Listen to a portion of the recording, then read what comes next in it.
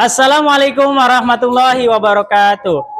Yang terhormat kepada Bapak Ibu dosen penguji uji kinerja pada PPG Transformasi Pendidikan Agama Islam tahun 2025.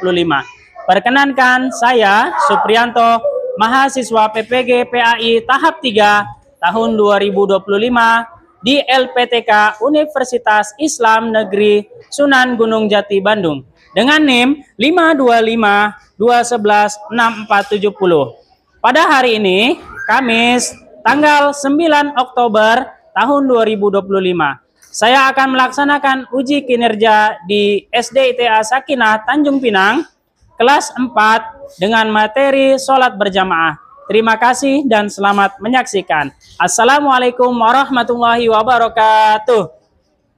Assalamualaikum warahmatullahi wabarakatuh. Waalaikumsalam warahmatullahi wabarakatuh. Oke, 4 Alepo, apa kabarnya pada siang hari ini? Alhamdulillah, luar biasa, penuh semangat, tetap juara. Allahu Akbar. Yes. Oke, alhamdulillah sehat semua ya. Iya dong. Oke, sebelum Ustadz memulai, Ustadz mau cek kehadiran dulu. Hari ini siapa yang nggak masuk? Habibie. Habibie sama siapa? Habib ya. Oke. Oke teman-teman. Nah, hari ini kita akan membahas itu ya tentang sholat berjamaah. Tapi sebelumnya kita sama-sama berdoa dulu. Ketua kelasnya silakan pimpin baca doa.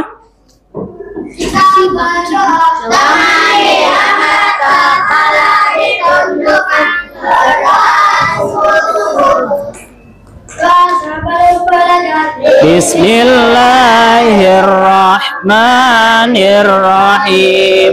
Rabbi zidni ilma warzuqni fahma. Rabbi shrah li sadri wa yassir li amri wahlul 'uqdatam min lisani yafqahu qawli. Rabbi firli wali walidayya walil mu'minina amin. Allahumma yassir wala tu'assir amin. Oke teman-teman, untuk pembuka pelajaran hari ini Ustadz mau ajak antum nyanyi dulu, nyanyi lagu nasional. Lagu Garuda Pancasila hafal? Hafal. Oke. Ustadz putarkan musiknya ya, nanti teman kita nyanyi lagu Garuda Pancasila.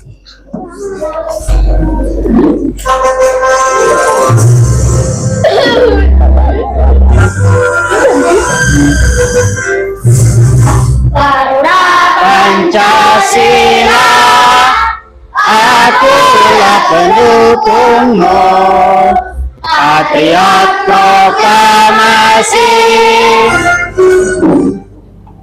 Oke, silakan duduk teman-teman. Oke, silakan duduk.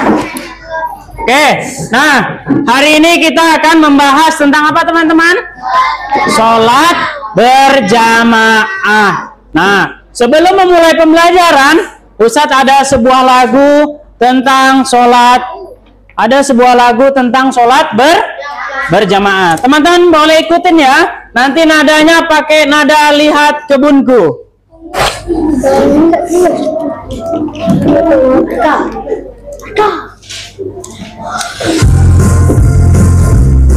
Oke, yuk, boleh perhatikan ke sini semua.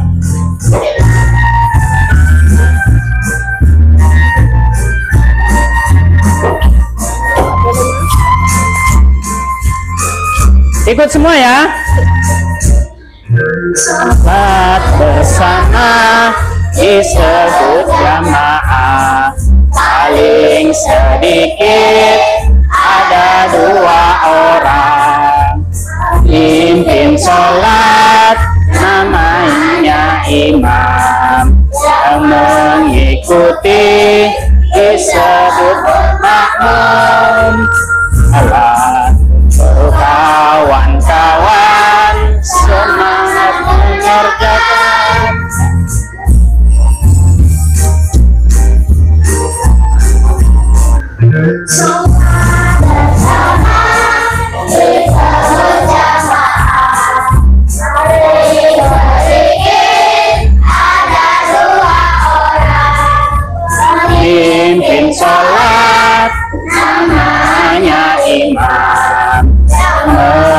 putih disebut makmum.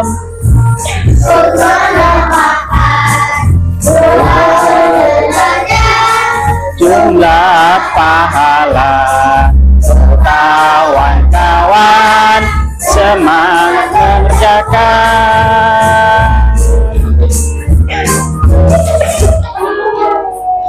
Nah, sebelum kita masuk ke materi, coba Ustaz mau cek semangat antum dulu semua. Tepuk 1, tepuk 2, tepuk 3. Oke, coba tepuk semangat.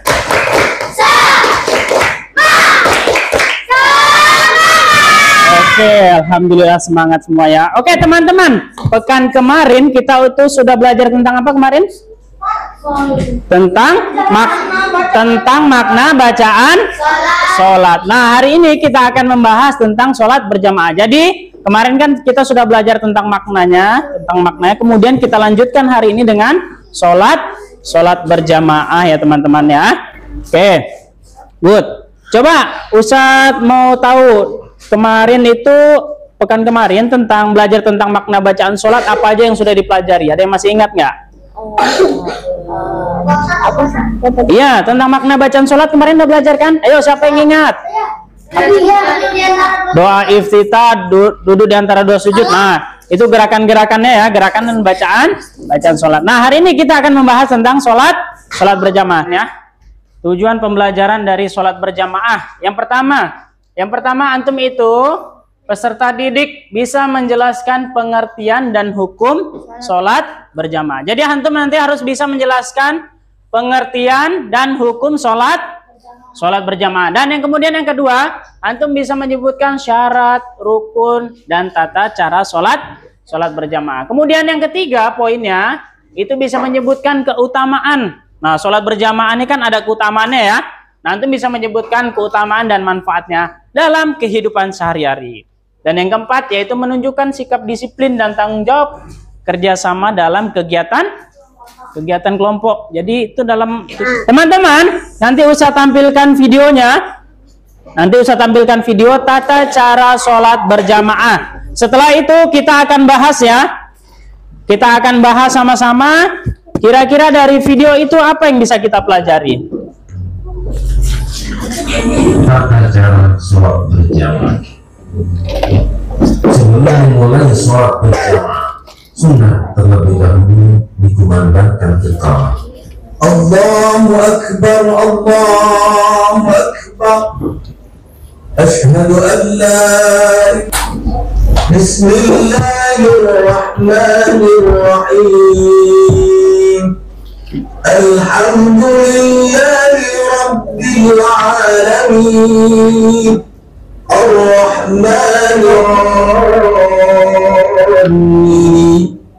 Oke, nah itu tentang apa sholat berjamaah. Tuh tadi kita sudah saksikan videonya ya. Oke. Sekarang Ustaz tanya, teman-teman pernah sholat berjamaah nggak? Pernah sholat berjamaah? Balkis pernah sholat jamaah? Kakak pernah sholat jamaah? Pernah. Pernah sholat sendirian? Pernah. Nah, teman-teman dari perbedaan itu nanti ada perbedaan antara sholat jamaah dan sholat sendirian. Nah, kira-kira tahu nggak apa pengertian dari sholat jamaah? Siapa yang bisa jawab? Pengertian itu keutamaannya ya apa, Bang? Pengertian sholat berjamaah. Oke, good, mantap. Sholat berjamaah itu adalah sholat bersama-sama. Sholat berjamaah didahului oleh 2 orang atau lebih. Oke, sholat jamaah itu sholat yang dilakukan oleh 2 orang atau lebih, atau kata Zen tadi sholat yang bersama-sama. Oke, kita lihat ya. Nih, pengertian sholat jamaah. Oke, siapa yang bisa baca? Yang bisa namanya? Oke,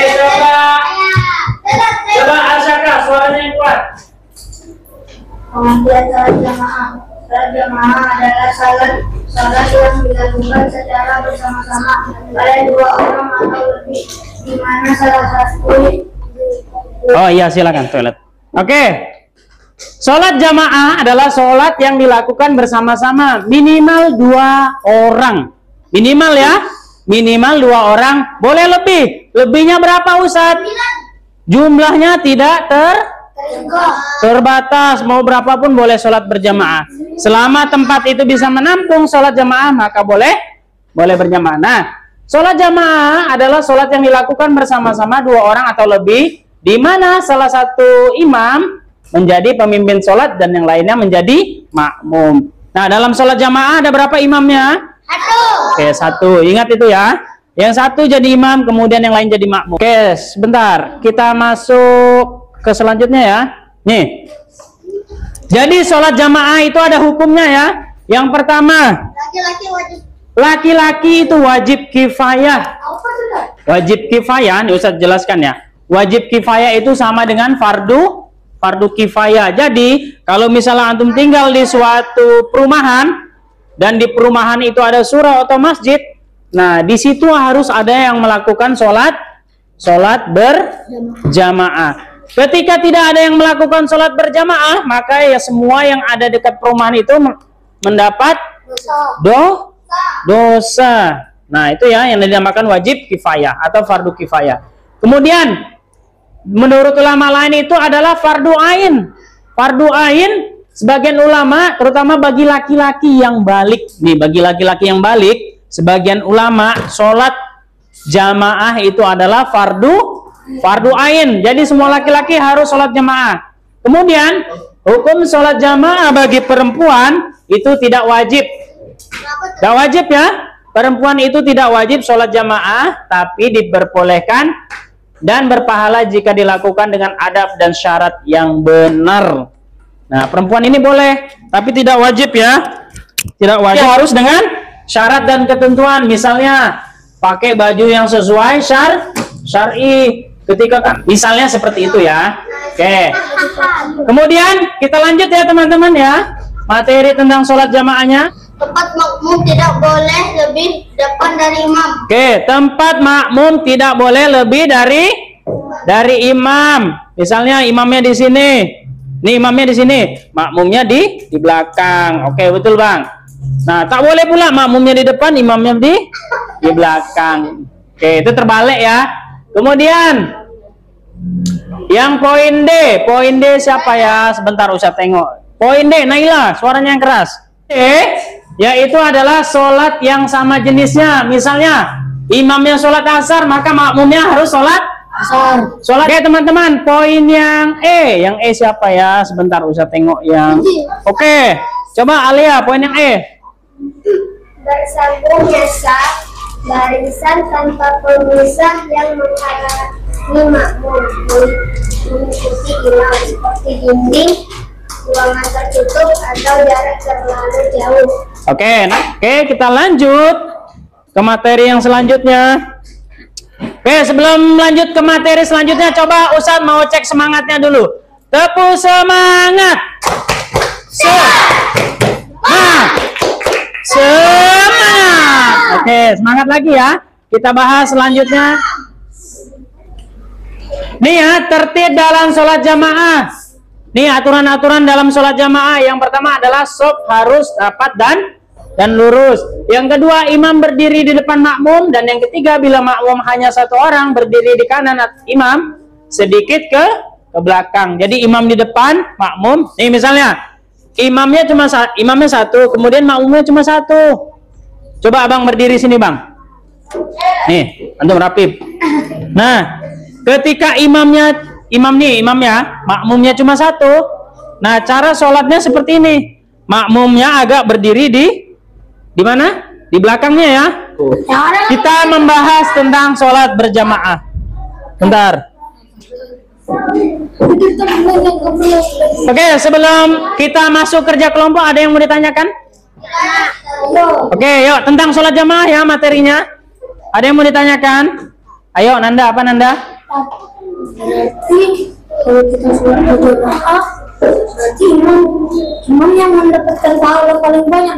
Oke, ketika kita mengikuti sholat jamaah, berarti imam mendapatkan pahala yang banyak, kata siapa Nanda? Ya. Iya, karena memang imam yang bertanggung jawab. Oke teman-teman, itu ya.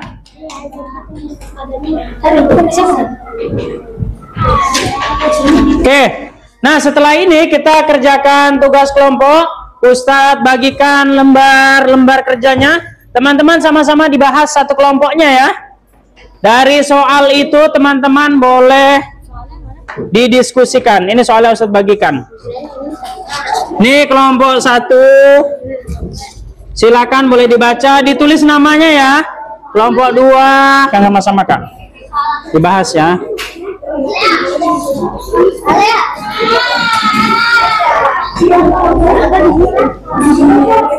Ayo Bang, diskusi Bang.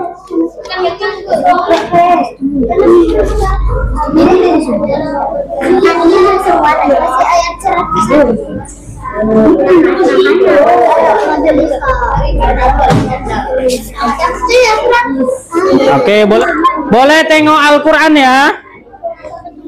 Kalau ada ditanya dalil-dalilnya boleh tanya Al-Quran atau materi yang di ini antum boleh di modul antum nih.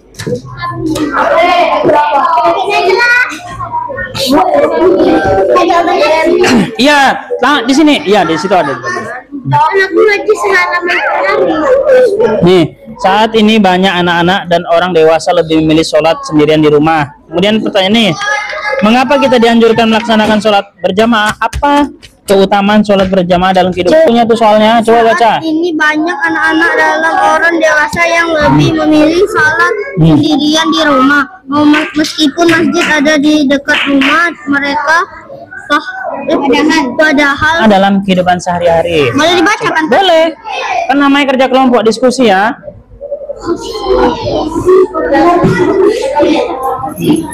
Udah Pak? Ya nggak apa-apa. Boleh bawa kursi ke sini boleh. Oke teman-teman, sudah siap semua ya kelompoknya. Zaki sudah. Oke, dengarkan perwakilan kelompok 1.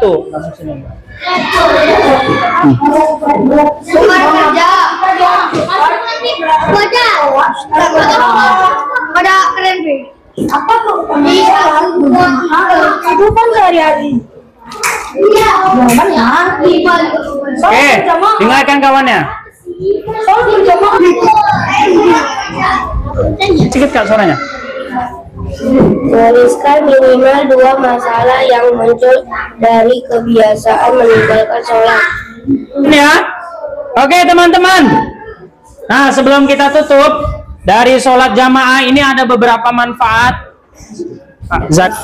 Sholat jamaah ini ada beberapa manfaat. Yang pertama adalah mendapatkan pahala yang besar. Kemudian selanjutnya menumbuhkan versi pelajaran tadi sama-sama kita sudah mempelajari tentang manfaat atau hikmah sholat berjamaah. Salah satunya adalah mendapatkan pahala yang besar, menjalin silaturahmi, membiasakan kedisiplinan. Oke, kita cukupkan pada hari ini pembelajaran sampai hari ini. Insya Allah pekan depan kita akan lanjutkan dengan materi Asmaul Husna. Oke teman-teman, tidak lupa kita selalu bersyukur kepada Allah karena telah banyak memberikan nikmat kepada kita. Oke, kita cukupkan dengan mengucapkan hamdalah, alhamdulillahirabbil alamin, dan doa penutup majelis. Subhanakallahumma wa bihamdika asyhadu an la ilaha illa anta astaghfiruka wa atubu ilaik. Assalamualaikum warahmatullahi wabarakatuh.